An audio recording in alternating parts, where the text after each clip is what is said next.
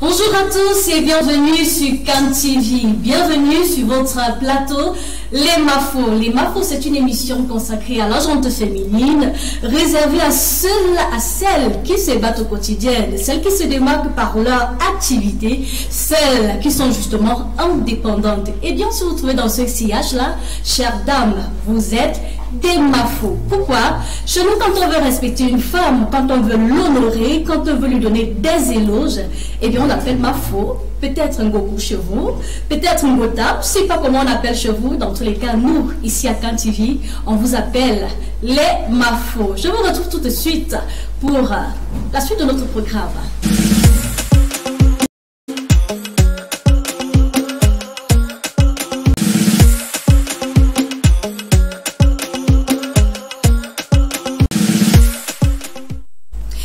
Je suis pas seule sur ce plateau des Mafos, j'ai trois personnes, trois sublimes femmes, trois dynamiques femmes pour vous accompagner tout au long de cette émission.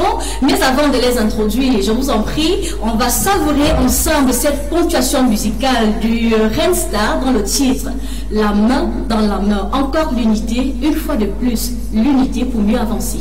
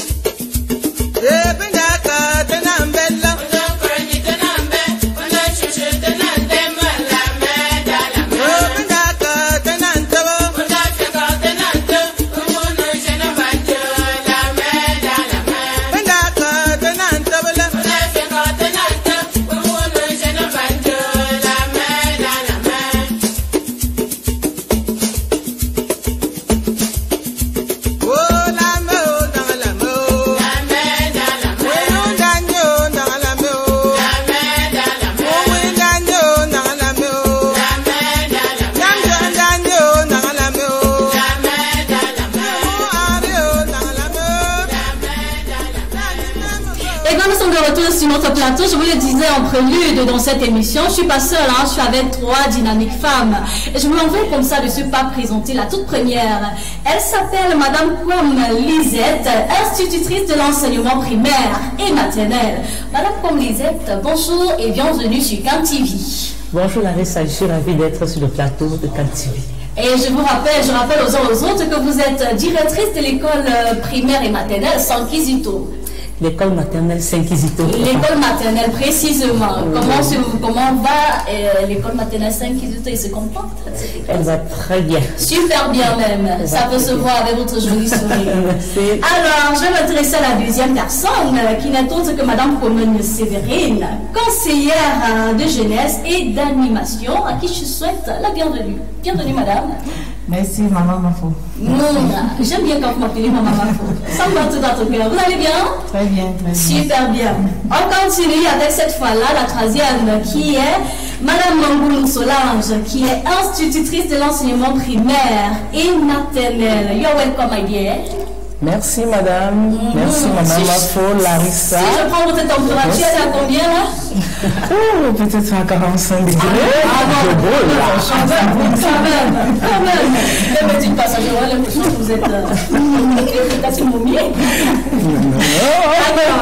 D'accord, c'était pour rien. Ce jour, nous allons nous entretenir pendant 1 heure d'horloge sur le thème le rôle de la femme comme modèle dans l'éducation des enfants. Le rôle de la femme comme modèle dans l'éducation des enfants. Madame la directrice, je vais vous poser directement la question. Un modèle, c'est quoi pour vous?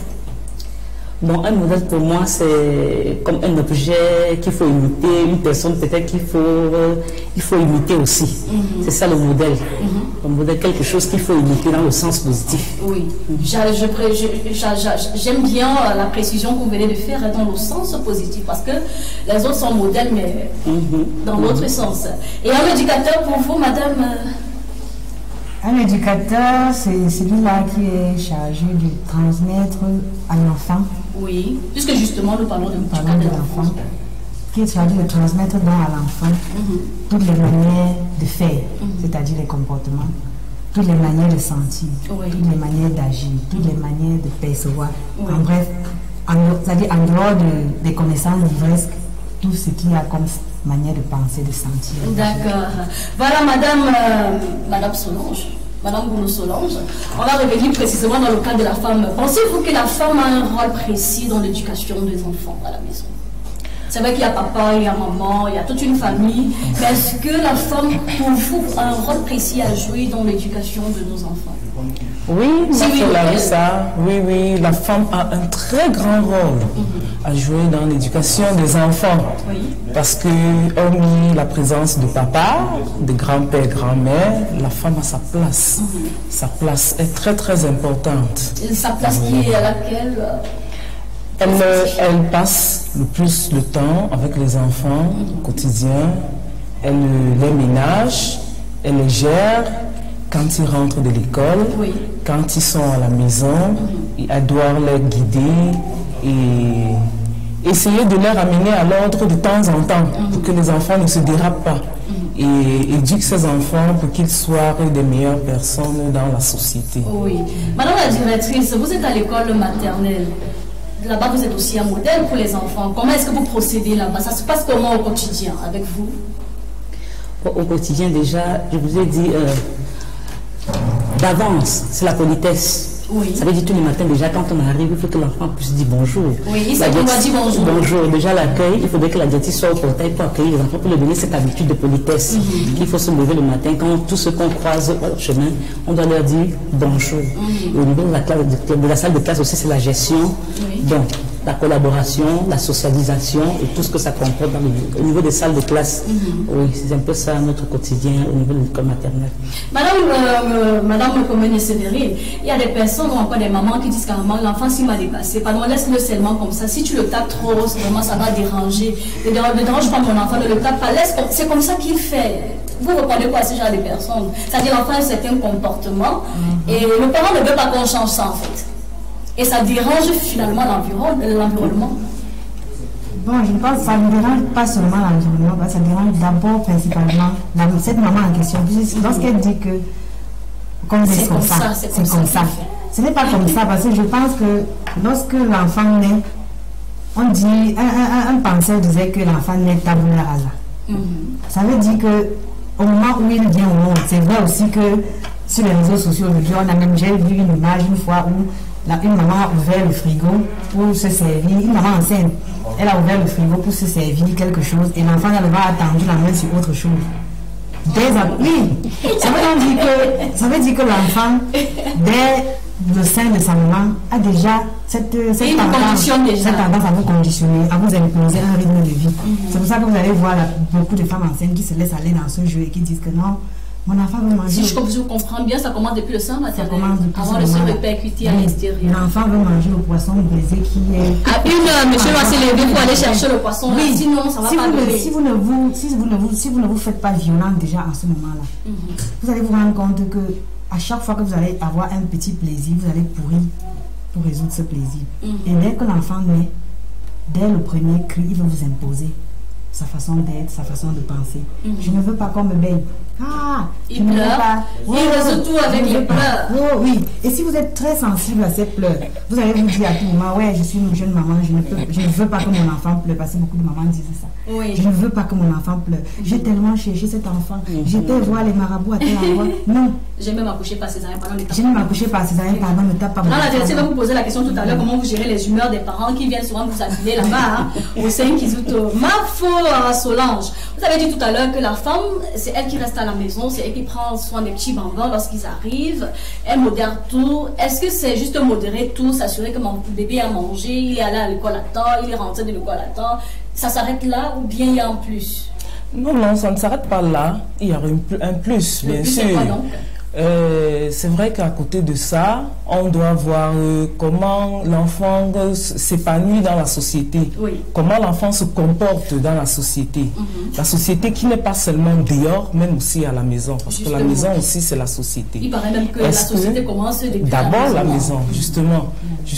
Est-ce que quand l'enfant se lève le matin, il dit bonjour à papa, bonjour à maman, parce qu'il faudrait que l'enfant capte cette politesse-là, apprend à être poli dès le bas âge. Et une fois qu'il a initié cette politesse-là en lui, il remédie cela, il fait sortir ça dans la société. Oui, donc à la maison, la maman n'est pas seulement là pour s'assurer si l'enfant a mangé, s'il est rentré de classe. Il faut aussi qu'elle s'assure si l'enfant a bien passé même sa journée à l'école. Est-ce que l'école était bien? Qu'est-ce que vous avez fait? Qu'est-ce que tu as retenu? Qu'est-ce que tu as retenu? Comment était ton enseignant? Tu l'as trouvé bien? Tu l'as trouvé comment? Et il va te dire. Et ce qu'il te dit maintenant, tu passes par là pour apporter des petits conseils. Voilà comment tu dois te comporter vis-à-vis de ton enseignant, d'un supérieur, etc. Voilà, chers auditeurs, chers téléspectateurs de CAN TV, vous pouvez participer par SMS ou par appel au numéro qui s'affiche juste au bas de l'écran. L'émission est en direct, je vous le rappelle. Madame comme Lisette, on va s'intéresser à la gestion de nos tout petits bambins là-bas chez vous.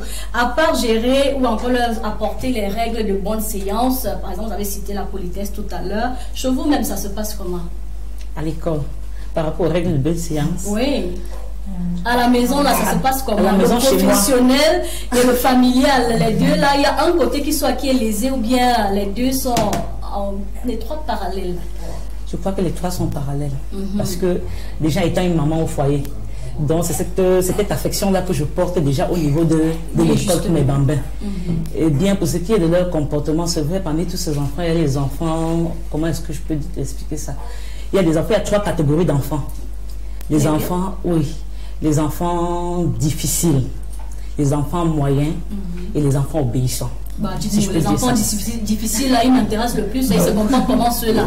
Et comment vous les gérez même? Oui, quand nous parlons des enfants difficiles, bon, ce que vous appelez que tes enfants têtus, mais à leur âge, je ne peux pas parler de têtus parce que je crois, à leur âge, ils ne maîtrisent pas encore le bien et le mal. Ils sont encore à l'embryonnaire, ils sont encore en train d'apprendre cette éducation-là. Donc ça, c'est un peu le cas de ceux difficiles de comportement. Et quand ils arrivent, ils savent bien qu'il faut dire bonjour. Mais ils passent quand même, ils ne te disent pas bonjour. Et comment vous réagissez alors quand c'est comme ça? Non, vous ne pouvez pas le brutaliser. Tu commandes d'abord toi la maîtresse ou alors la directrice, tu lui dis bonjour mon ami. Quitte à lui de répondre aussi bonjour. Alors, parfois, ça dépend des humeurs. Tu peux lui dire bonjour, il te répond pas. Là, tu le laisses passer. C'est après que vous allez causer. Et puis, il va te poser son problème. Toujours aussi, ça finit bien. Toujours que ça finit bien. Donc, c'est un peu ça. Et c'est un enfant moyen, il se comporte comment, celui-là? Moyen, ça veut dire, bon, il arrive ce matin, il dit bonjour. Après, à un moment donné, tu trouves, il est fâché. Tu ne sais pas trop pourquoi. Bon, on essaye de jouer avec eux. En tout cas, puisque à la maternelle, tout est ludique, hein, on essaye de jouer avec eux, à les ramener, et puis on les couvre d'affection, parce qu'ils ont besoin de beaucoup d'amour. Quand l'amour est là, non, ça passe. Le dialogue passe. Et pour les enfants obéissants, on sait, bon, comme son thème indique, ils sont obéissants. Ça veut dire qu'il vient le matin, il vous dit bonjour. Oui, il dit bonjour, il va, il accroche son sac, il revient, il s'aligne sans problème. Ça, ce sont des enfants qui les dérangent vraiment. Je reste avec vous pour vous poser la question, hein. Je l'ai établi au tout départ. Comment vous gérez les humeurs des parents qui viennent avec des plaintes aspirées là? Vous gérez ça comment? Bon, ça peut pas manquer, lorsqu'on gère les enfants, il y en a tellement. Et parfois, par curiosité, je me demande souvent comment vous faites, parce qu'ils sont tellement nombreux là à crier, c'est tout un mélange, c'est un chahut. Bon, pour ce qui est des chahuts, c'est une question d'habitude. Et comme je dis, quand nous sommes partant de la maison déjà, étant même déjà maman à la maison, avec les 4 que nous avons, c'est pas facile, pour que ce soit encore peut-être pour les 30 que nous aurons à l'école. Bon, ce qui est, c'est la bonne dose d'abord de patience. De tolérance. Et comme je disais, avec l'amour pardonne tout. Donc quand vous aimez les enfants, là, tout ce qu'ils font, vous prenez ça, vous prenez les bavures. L'instinct maternel. Voilà, c'est ça. Et bon, pour ce qui est des parents qui viennent avec leurs plaintes, bon, les plaintes, nous en avons au quotidien. Ça ne manque pas, en fait. Bon, tu sais, les parents, ils sont de divers horizons. Bon, il y a certains qui sont très polis, qui arrivent là, ils disent, je vais rencontrer la directrice, nous allons au bureau pour échanger. Bon, certains qui viennent là avec toute une ardeur là. Bon, je veux voir la directrice, elle est où là? Je veux la rencontrer là. Ils balancent ça sur la cour. Et dans ce cas, vous gérez comment? Quelle votre attitude? Vous tremblez, vous paniquez? Non, pourquoi? C'est un être humain. Il vit avec son problème. Heureusement pour nous que nous sommes formés en psychologie. La psychologie de l'adulte, la psychologie de l'enfant. Donc, vous avez toutes ces catégories-là. Quand ils arrivent, non, on sait toujours avec sa psychologie, tu l'observes. Voilà pourquoi l'éthique et la déontologie du métier, c'est très important dans chaque domaine d'activité. Merci, Madame la directrice. Madame Komoni Sévérine, vous êtes conseillère de jeunesse et d'animation. Cette fois-là, c'est quelle tranche d'âge? C'est de 15 à 35 ans. En tout cas, le ministère de la Jeunesse a délimité ça. Ce sont plus les adolescents. Ce sont plus les adolescents. Les adultes aussi. Cette fois-là, vous gérez comment? Vous n'avez pas la même gestion que quand ce sont les tout petits? Oui, même comme ce ne sont pas les tout petits, il y a d'abord toujours cette patience. Parce que l'éducateur doit être caractérisé par cette patience-là. Celui qui éduque doit être patient. Parce que ce n'est pas en disant A. Vous dites A, l'enfant ne répète pas. Vous dites B, l'enfant ne répète pas. Vous allez utiliser cette patience. De même pour le jeune de 15 ans, vous allez lui dire, ne fais pas telle chose, va étudier tes leçons. Cette fois, il est en période de puberté, on parlait des jeunes de 15 ans. Et on sait comment ça va dans tous les sens. Ils croient qu'ils sont déjà arrivés, ils ont bien grandi. Sa réaction est différente. Mais lorsqu'il trouve en face la mousse, j'appelle souvent ça comme ça. La mousse, dit quoi? Ça dit quelque chose de tellement oui. La directrice parle de pare-choc. Oui, ça dit ce n'est pas, puisque quand ils arrivent, ils veulent se cogner peut-être à un mur pour réagir et développer toutes les nerfs. Ils testent vos limites quelquefois. Effectivement, vous leur montrez que vous n'avez pas de problème avec eux. En fait, vous êtes là pour leur bien. Et vous êtes là pour les aider à évoluer, que ce soit à l'école ou bien dans les activités qu'eux-mêmes mènent au quotidien pour pouvoir être autonome dans la vie. Parce que la finalité, c'est ça. La finalité, c'est d'être un homme bien formé, autonome. Si on n'est pas autonome, on va rester à jamais quelqu'un qui dérange. On va dire, à 35 ans, l'enfant se dérange trop. Parce qu'on va venir s'aligner avec l'enfant de 2 ans pour prendre l'an de baigner au parent. Quelle image. Ce n'est pas bien. Quelle image. Quelle image, vraiment. Madame Ngounou Solange, on va revenir. Elle a parlé tout à l'heure de ces enfants, de ces personnes qui sont un peu difficiles. Est-ce que vous arrivez parfois de prendre quand même la chicotte pour faire écouter? C'est-à-dire quand le message ne passe pas là, vous optez pour soit je tire les oreilles, soit je prends vraiment un bâton, là je te fouette à terre. Bon, il m'arrive souvent de prendre la chicotte chez moi, par exemple, de faire passer le message. Quand déjà, j'ai demandé à l'enfant de faire une chose, 1 fois, 2 fois, 3 fois, alors là, ça me monte un peu à l'esprit et dit, mais comment cet enfant ne veut pas comprendre ce que je dis?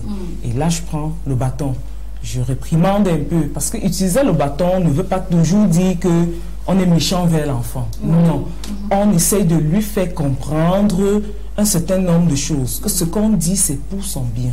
C'est pour son bien.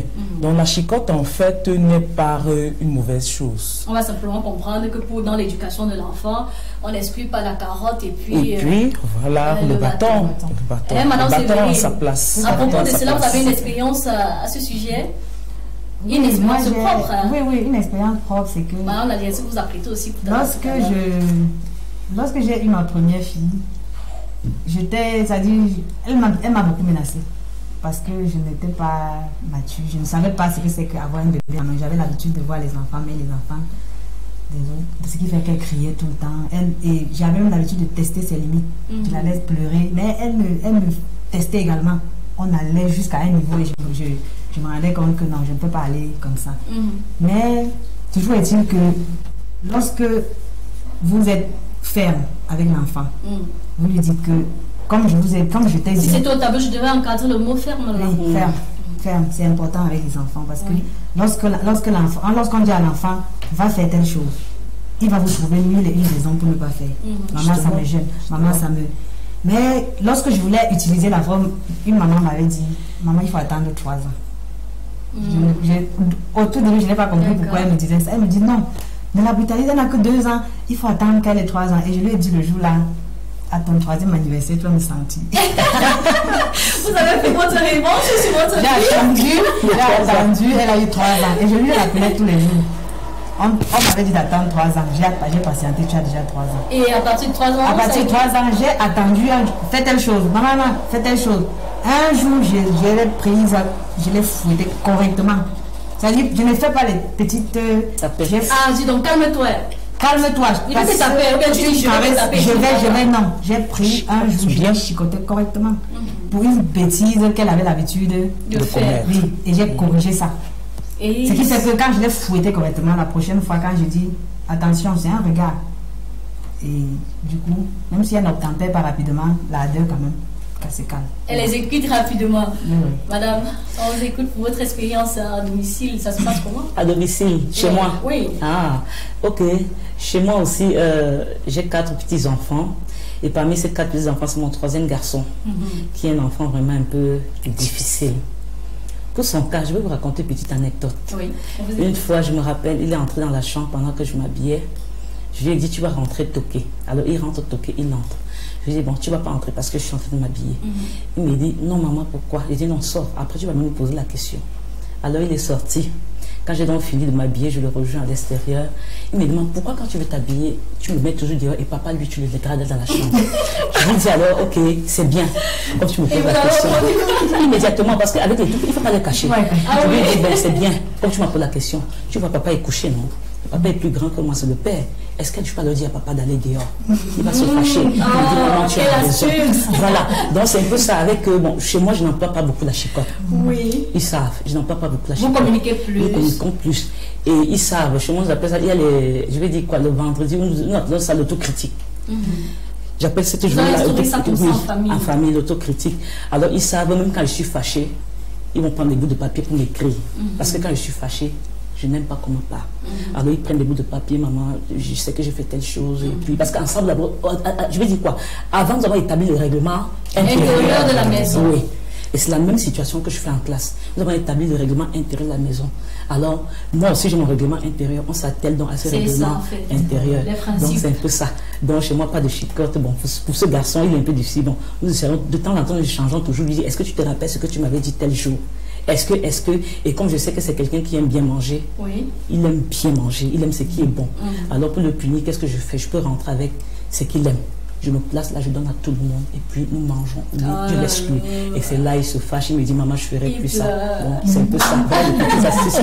Bravo pour cette astuce. On peut dire que la chicotte ne résout pas tous les problèmes. Chez vous, c'est pareil? Oui, c'est pareil. Il y a quand même à côté, on met un peu la chicotte de côté, on ne passe pas de petites flatteries. Pas tout le temps. On passe un peu par des petites flatteries de temps en temps. Si tu fais telle chose, je vais te donner je vais te donner le yaourt, je vais te donner le bonbon. Parfois, on ne ment pas toujours, parce qu'on voudrait quand même atteindre un objectif. Oui, c'est vrai que quand on promet, quelquefois... Est-ce que ce n'est pas un piège de dire une chose à un enfant et de ne pas honorer plus tard, de faire une promesse par exemple et de ne pas honorer? Non, on dit que c'est un piège, déjà tout part de la base. Tout part de la base. Fais comprendre déjà à l'enfant que c'est pas parce que je te dis je vais te donner telle chose qu'automatiquement tu vas faire ce que je demande pour que je puisse te donner cela. Non. Je peux le faire, je peux le dire, mais je ne le fais pas. Je ne le fais pas. Tout ce que je veux, c'est que tu comprennes que ce que je suis en train de te dire, ou ce que je suis en train, l'éducation que je suis en train de te donner est important pour toi, pour ta vie future. C'est très très important. Chers téléspectateurs, vous venez de nous joindre à l'instant. Eh bien, c'est l'émission Les Mafos. Nous parlons de l'éducation des enfants, le rôle de la femme dans l'éducation des enfants. Pourquoi, à un moment donné, quand une femme, ou alors quand une femme n'est pas présente, trop présente chez elle, cela pose un problème? Vous voulez participer? Eh bien, c'est très simple.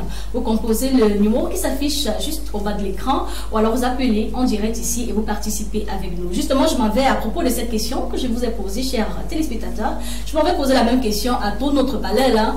Pourquoi à un certain moment il y a un distinguo, cet enfant qui n'a pas reçu de l'amour maternel est quand même, je veux dire, il a comme une tare, un manque quelque part. Alors que celui-là il n'a pas reçu l'affection paternelle, ça ne dérange pas quand même trop. Mais pour une mère, ça dérange toujours. Pourquoi, madame disait? Bon, Larissa, vraiment, je ne sais pas, ça c'est la psychologie. Vous m'avez fait la psychologie. Vous m'avez parlé de psychologie. Vous avez parlé de psychologie, donc la question est à sa place. Bon, justement, déjà, je vais dire, il y a déjà à la naissance, quand l'enfant naît, même déjà dans le ventre, il y a déjà une connexion entre la mère et l'enfant. Il y a une connexion. Donc cet amour-là, c'est déjà depuis le ventre, même depuis son enfant. Je veux dire, depuis son enfantement, au moment où on conçoit cet enfant-là. Ah, oui, l'amour qui naît au moment de le concevoir. Et au moment de la gestation, de la grossesse, là, la connexion qui est entre mère et enfant. Au moment de l'allaitement, c'est pareil. Donc, vous voyez, ces trois étapes-là, déjà, équilibre, je veux dire, ça joue dans l'équilibre mental de l'enfant. Alors, si l'enfant n'a pas cette, je veux dire, si l'enfant n'a pas cette affection-là, je ne pense pas que ce soit un citoyen équilibré. Parce que le rôle de la maman, je veux dire, cette connexion-là a un rôle très important dans le développement psychique et psychologique de l'enfant. Oui, il faut vraiment ça. Bon, c'est vrai aussi qu'il y a des familles monoparentales qui réussissent, n'est pas exclu. Parce que il y a des exceptions. Voilà. J'en connais des familles monoparentales où l'enfant évolue sans problème. La présence de la maman. Je ne sais pas trop comment la maman, surtout quand c'est la maman. Parce que quand c'est le papa, c'est encore un peu difficile. Justement, c'est pour ça que je vous pose la question. La présence de la mère, c'est une présence indispensable pour le développement de l'enfant. C'est ce que moi je pense.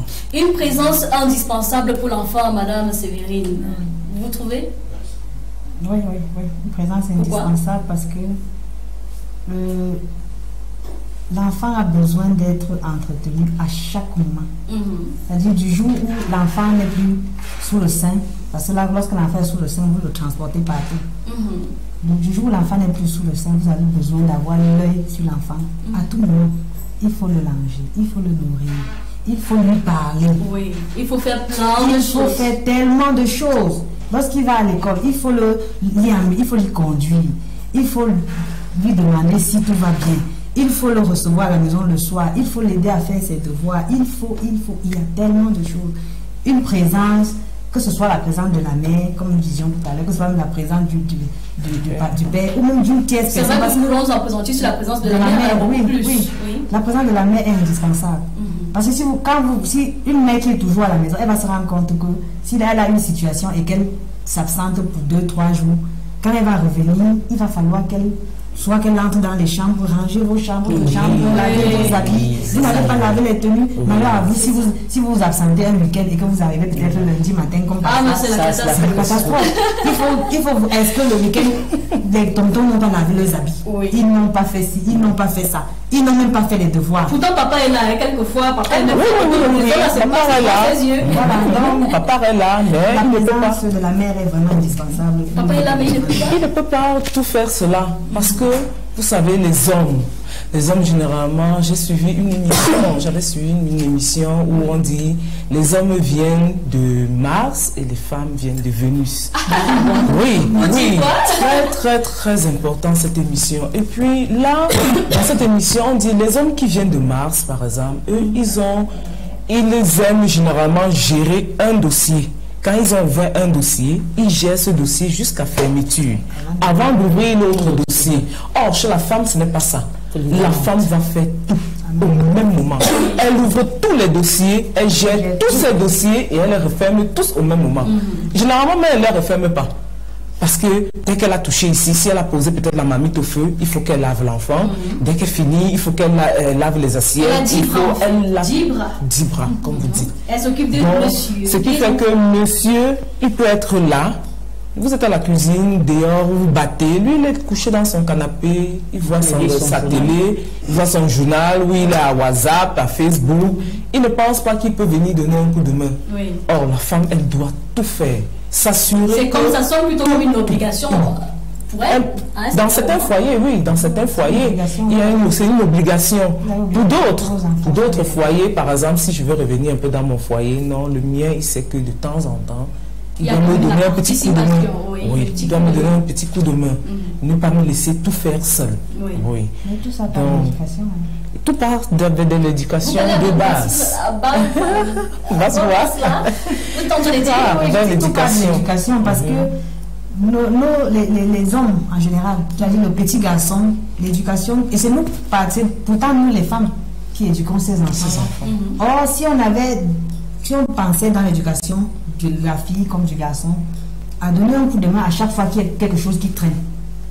Ça veut dire qu'on ne dise pas que non, la femme, tu es à la cuisine, lave les assiettes, pendant que le garçon... Bon, c'est le travail de la femme. Ça, c'est le travail de la femme. Si de temps en temps, on pouvait faire comprendre aux petits garçons, je dis en tant que femme, bien sûr, nous sommes toutes des mamans, qu'on ne dise pas que non, comme c'est un garçon, il faut que, c'est vrai... Il ne doit faire exclusivement que telle chose. Oui. Qu'il soit capable de laver ses vêtements, qu'il soit capable de faire la cuisine. Lorsqu'ils nous quittent après avoir eu le bain, n'est-ce pas, ils vont vivre seuls. Ça, oui. En ce moment, c'est pas maman qui viendra préparer son repas. Heureusement, quand ils sont indépendants, quand ils vivent seuls dans les facs là-bas, ils s'en sortent au mieux. Mais quand ils sont en famille, quand tu lui dis lave le pain, ils jouent au timide. Même quand il revient, il joue au timide. Il ne fait rien. Ah non, il est grand, il est grand. Et c'est un grand en plus. Ah oui, il est grand, il nous commande ses petits frères et ses petites sœurs là au quotidien. Bon, on va prendre la suite avec la participation de la technique. Je propose qu'on fasse une petite transition. On revient pour lire les SMS qui nous sont parvenus dans le cadre de d'autres émissions. L'IMAFO. La deuxième partie, c'est pour tout à l'heure.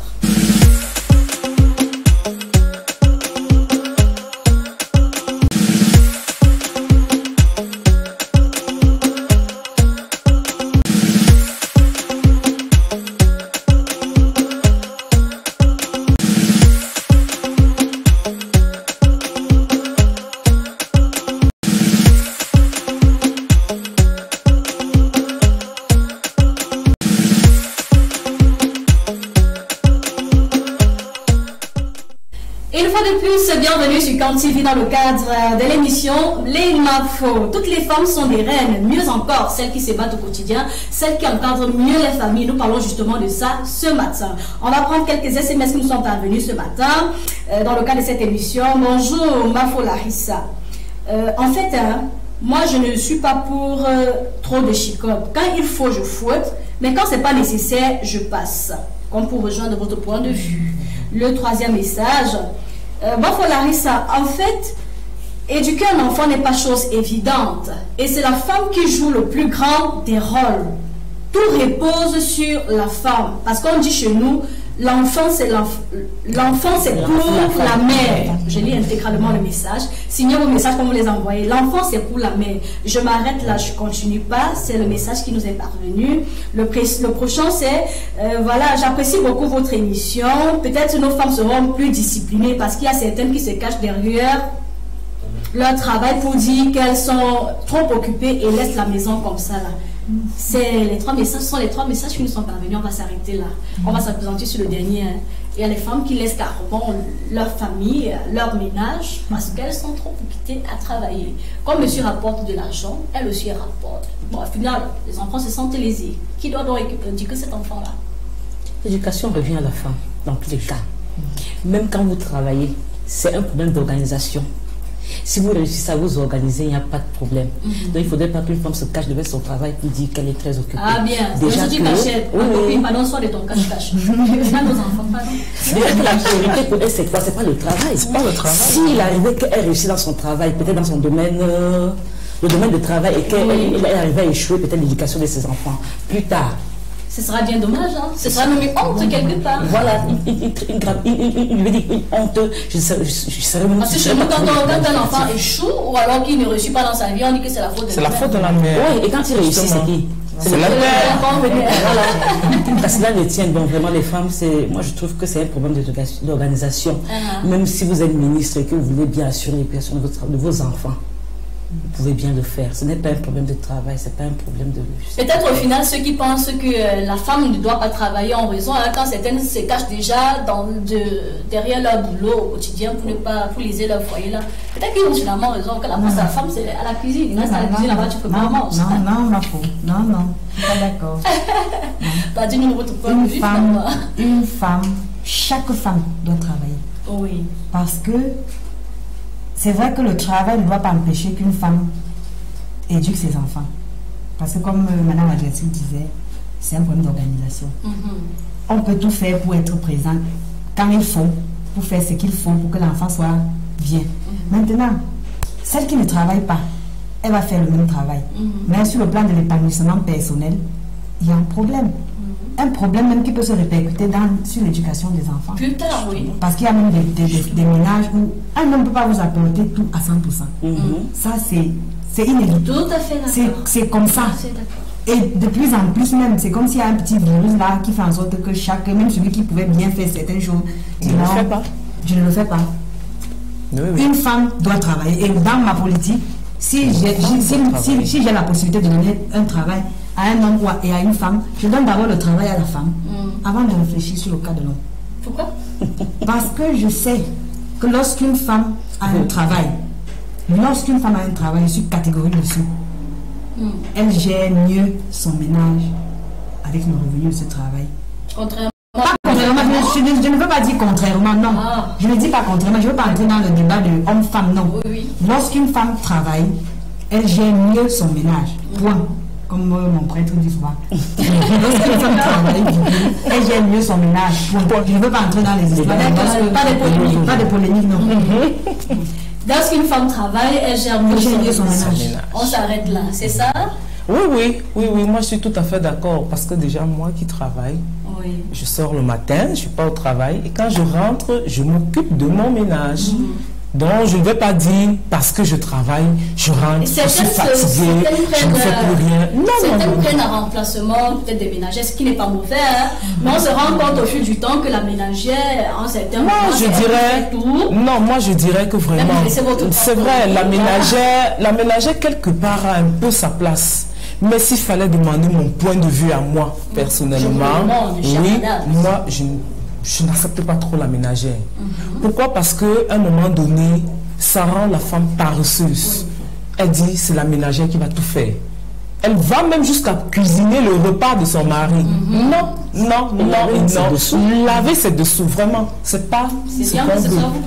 Non. La femme doit faire son travail. Avant d'abord de travailler, tu es femme au ménage. Tu as été épousée pour t'occuper de la maison. Maintenant, ce sont les besoins qui font en ce que la femme se trouve en train de sortir, pour essayer d'aider le papa. Non, à une tierce personne. Non. La femme doit jouer pleinement son rôle au foyer comme si elle ne travaillait pas. Le travail n'empêche pas la femme de gérer sa maison.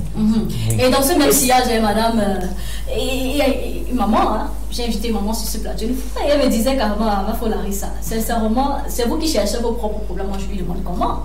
Elle me dit, finalement, toi, quand tu cherches ta ménagère là, quand tu te lèves de ton lit et qu'elle fait ton lit, elle dépose ton eau et celui de monsieur à la douche. Après, elle me dit, tonton, le repas, elle dit après, ce n'est pas ton repas. C'est celui de tonton. Tonton, le repas, elle dit, à toi, mais ne te dis pas que madame n'est pas là. Tonton, le repas, elle dit après, tu te lèves, tu peux manger. Finalement, tu es épousé pourquoi? C'est bon pour coucher là-bas. Elle va te remplacer là-bas. Et vous acceptez la ménagère vous remplace, tant mieux, donnez-lui dans le mari aussi. C'est ça. Ça arrive là. Parce que quand la ménagère va jusqu'à cuisiner même le repas à la maison, elle va venir avec un petit plus que toi tu n'as pas. Et quand elle met son petit plus là, l'homme, au fur et à mesure, il mange. De la maison, quand vous êtes en train de manger, vous dites, tu as bien préparé, c'est tout. Ça s'arrête juste à l'appréciation. Mais l'homme, lui, quand il mange, il sait que ce n'est pas sa femme qui a préparé, c'est la ménagère. Quand la femme prépare, il y a un petit changement. Chacune a sa touche. Mais l'homme retient plus la touche de la ménagère. Et c'est comme ça qu'au finish, C'est la ménagère qui prend la place de la femme. Et nous, les femmes, nous nous plaignons après, mon mari me trompe. Ou alors, la ménagère a pris mon mari. Qu'as-tu fait pour que la ménagère prenne ton mari? Quelles sont les circonstances qui ont abouti jusque-là? C'est pas venu comme ça. Donc, chaque femme doit faire son travail, doit veiller à ce que tout soit OK à la maison. Qu'elle ne se cache pas. Ne vous cachez pas derrière votre travail, chère dame. Vous êtes aussi femme au ménage. De par la Genèse, oui. Parce que j'en connais, j'ai suivi comment je vais dire ça, une personne me dit une fois, moi je suis femme ministre. Madame le ministre, ça c'est au bureau, hein. Mais à la maison, on ne va plus m'appeler Madame ministre. On m'appelle maman. Parce que je joue mon rôle de maman. Mais dans la chambre, monsieur ne dira pas maman, il ne dira pas Madame le ministre. Il va dire ma femme, chérie. Dans la chambre, je deviens bordel, s'il faut le dire ainsi. Donc, c'est pour vous dire, la femme a sa place dans la société. Elle doit travailler, elle doit s'occuper de ses enfants et de son mari dans la maison. C'est vrai que l'un des rôles n'exclut pas l'autre. Hein? Oui. J'aime bien votre précision. Elle doit s'occuper et de son mari et de ses enfants. Oui. Pour que la maison marche parfaitement. Madame la directrice, votre mot? Déjà que, je vais dire, quand nos parents nous envoient en mariage, je vais parler surtout de la culture bamileke. Quand on nous envoie en mariage, la première idée qui passe à la tête de maman nous dit, sache que ton mari là c'est ton premier bébé. Ton mari c'est ton premier bébé, c'est ton premier fils.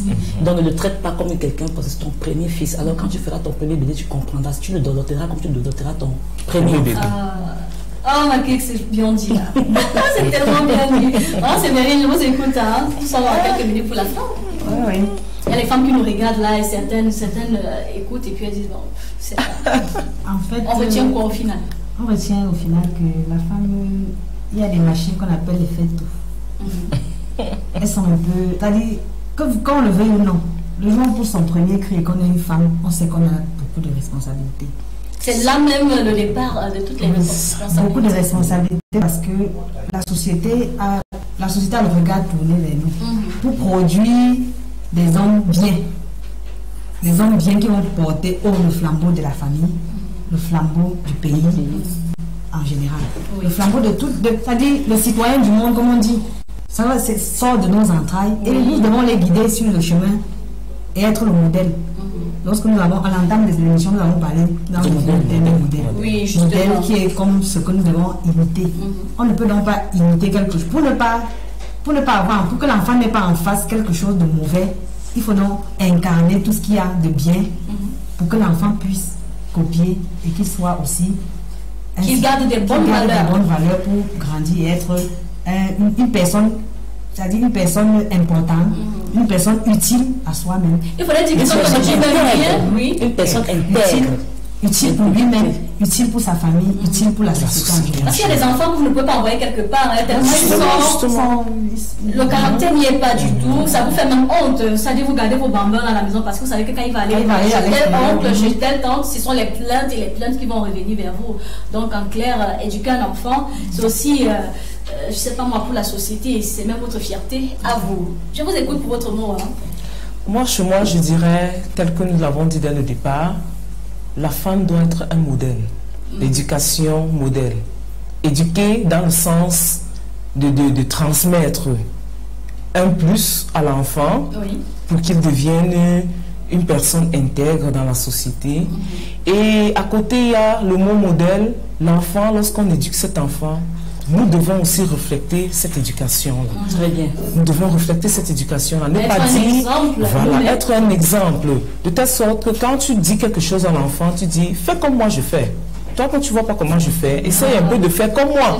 Le geste même parle déjà pour la parole. Oui, fais comme moi. Et quand tu essayes d'être correct, l'enfant va dire, ah, ma maman, quand elle fait comme ça, elle est correcte. Elle se comporte comme ceci, elle se comporte comme cela. Alors, donc, chère maman, là, on va s'adresser plus aux mamans. Bien sûr. Oui, chère maman, ce matin. Soyez des modèles pour vos enfants. Des modèles. éduquer, mais mettez à côté le mot modèle. Il faudrait que l'enfant copie le bon exemple de vous pour devenir des bonnes personnes dans leur avenir. Vous avez apprécié tout à l'heure lorsqu'elle a évoqué le mot modèle. Pourquoi? Non, modèle, je veux dire le bon sens, non, modèle. Oui, modèle tel que ça se dit. Il faudrait que les femmes soient des éducatrices modèles. Bon, c'est pour ça que je voulais juste lui dire qu'elle insiste sur le modèle. C'est-à-dire que quand vous dites à l'enfant ne fais pas ci, il faudrait que vous-même, au préalable, vous ne faites pas ce que vous êtes en train d'interdire. Justement. Vous ne pouvez pas demander à un enfant de faire quelque chose et vous faites le contraire. En fait, c'est que vous dites, finalement, il y a des phasages. Il ne faut pas rentrer tard. Et vous la première à rentrer tard. Quelle est donc l'expression que vous lui donnez? Non, un jour, il va te répondre. Tu demandes que nous ne rentrons pas tard. Mais pendant ce temps, toi aussi, tu rentres tard. Ou alors, quand il maîtrise déjà tes horaires, c'est futur. Il te manipule. Et ça, les enfants ne devraient même pas connaître l'emploi du temps du parent. Ah bon? Oui, si. Pourquoi? Parce qu'il peut arriver que dans le cadre de rentrer tard, par exemple, si l'enfant connaît l'emploi du temps du parent, il va te jouer. Il va faire son calcul en fonction de ton emploi de temps. Et puis, il va te faire croire qu'il est poli, il est ponctuel, il est assidu, pourtant, derrière toi, il fait des choses incroyables. Des mauvaises choses. Parfois, c'est ta voisine qui te dit que tu ne connais même pas bien ton enfant. Est-ce que tu sais que quand tu n'es pas là, ton enfant fait ci, fait ça? Non. Et quand il devient l'agneau. Qui est sorti aujourd'hui? Non, maman, je ne suis pas sortie. Qui est allé se balader? Non, je ne suis pas allé me balader. Mais pourtant, ils sont sortis. Parce qu'ils connaissent votre emploi de temps. Or, quand l'enfant ne connaît pas l'emploi du temps du parent, c'est très facile de détecter ceux-là qui ne se comportent pas bien. Parfois même vous pouvez sortir là, vous faites comme si vous allez très loin, vous dites j'arrive, mais pourtant tu es peut-être derrière la maison. Il faut observer un peu les gestes. Je voulais ajouter quelque chose. Je vais raconter une petite anecdote. J'ai une tante, alors qu'elle avait envoyé son garçon à l'université. Quand elle a rejoint l'université, elle avait le double de ses clés. Et elle lui a dit que voici les doubles de tes clés. Je peux rendre visite quand je veux et comme je veux. Il a cru qu'elle blaguait. Elle est partie de Bafoussam, je crois que c'était peut-être 21, elle est arrivée à Tchang à 22h. Mais quand elle est arrivée là-bas, qu'est-ce qu'elle a trouvé? Personne, il était à l'intérieur avec une fille. C'était autant de choses. Il y a des jouets, elle est arrivée inopinément comme ça, elle lui fait à manger, et quand il je t'ai fait à manger, elle rentre. Il se disait que bon, sûrement, il viendra toujours en journée. Voilà, elle s'était arrangée à atterrir là-bas la nuit, elle venait passer la nuit avec son fils. Elle est arrivée, elle est tombée sur toi. Voir comment ça se passe. J'ai trouvé ça, j'ai apprécié, j'ai trouvé ça bien. Chère dame, j'espère que vous êtes à l'écoute et que de ce plateau, vous garderez des bons conseils pour vos ménages, pour vos familles et surtout pour nos petits-enfants. Parce que ce sont eux qui vont assurer la relève demain. En parlant de manipulation, vous trouvez qu'ils sont vraiment très manipulateurs? Moi, j'ai apprécié, vous dites vraiment, c'est pas bien qu'ils maîtrisent notre ça relève de la manipulation au visage.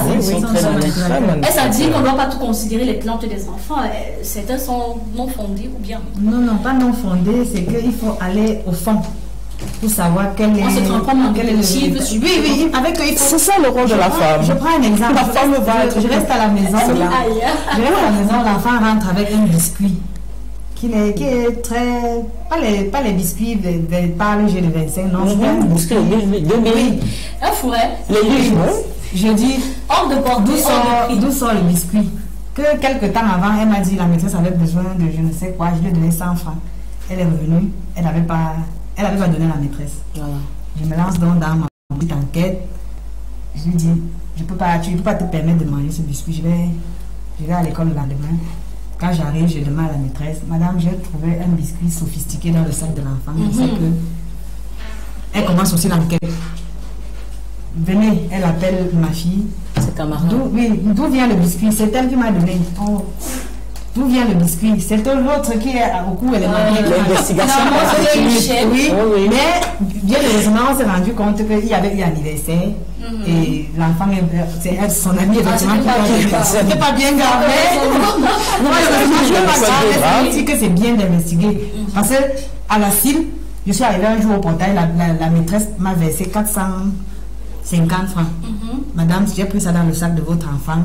Je pensais que c'est vous qui lui avez donné. Non, je n'étais pas au courant. Voilà. Dès qu'elle m'a donné, je suis rentrée à la maison, j'ai fait mon enquête. Et je me suis rendu compte qu'elle avait juste pris ça au chevet du lit. Et j'ai fait ce qu'il fallait. je lui ai dit que ce n'est pas comme ça qu'on fait, et ainsi de suite. On commence par prendre et puis tard, on fait du n'importe quoi, c'est ça, simplement prendre. Donc, enquête.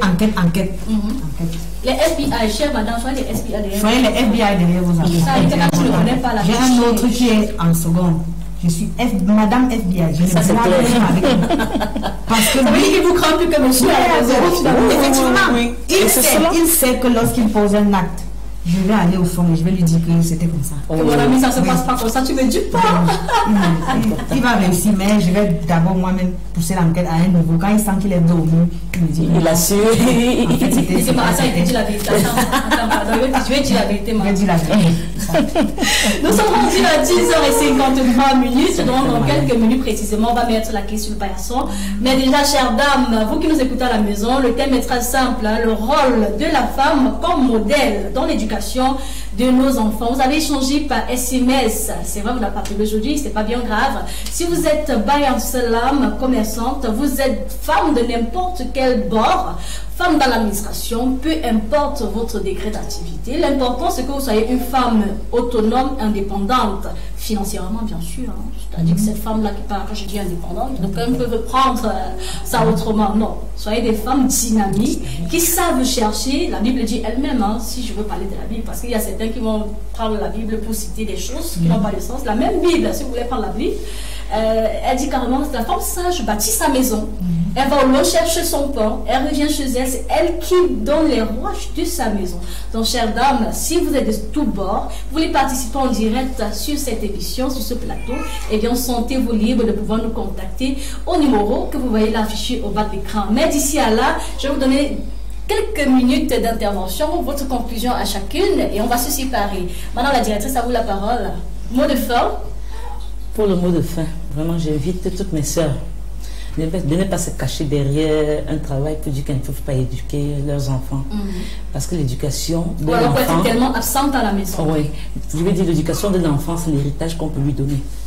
Vraiment. Donc, éduquons nos enfants pour avoir des bons citoyens demain et même pour porter le flambeau du pays, du Cameroun demain. Merci bien. Pour ma part, je voudrais d'abord dire merci à la MAFO de nous avoir déniché, et de nous avoir conduits sur ce plateau pour échanger avec nos consoeurs, les femmes, effectivement, et profiter pour leur dire que nous avons la lourde responsabilité d'éduquer la société en général, parce que quand on parle, les hommes et les femmes constituent la société, et c'est nous qui les éduquons. Donc, on n'a aucun prétexte. On n'a aucun prétexte pour faillir à notre responsabilité. Oui, en tant que femme. Oui, en tant que femme. Nous cherchons le travail, nous cherchons l'emploi. On se plaint beaucoup qu'il y a le chômage. Mais lorsqu'on parvient à trouver quelque chose, on ne doit pas abandonner la maison parce qu'on dit qu'on a trouvé. Nous avons l'obligation, je dis bien nous parce que nous sommes entre nous les femmes et nous avons l'obligation. Parce que quand c'est mauvais, c'est notre faute. Ça, c'est sûr. Merci bien. Mafo Solange. Oui, merci Mafo Larissa de nous avoir invités.